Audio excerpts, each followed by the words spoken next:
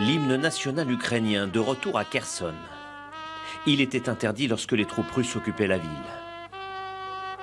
Une violence inouïe s'est abattue sur les habitants qui ne voulaient pas travailler avec les autorités russes, comme cette jeune fille.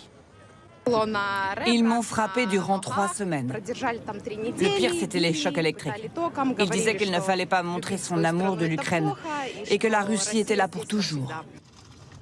Une rééducation sous la torture qui aurait eu lieu notamment dans cette prison aux abords de la ville.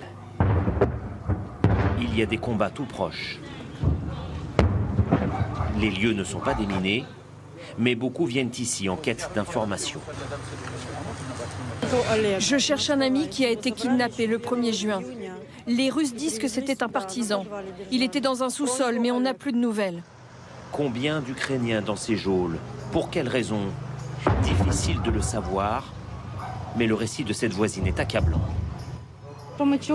J'entendais les hurlements des gens torturés, sans arrêt. C'était des cris inhumains.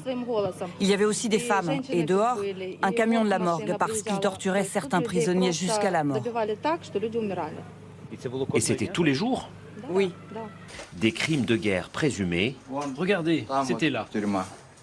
Qui s'accompagnaient, selon ce témoin, de mises en scène patriotiques grotesques et cruelles.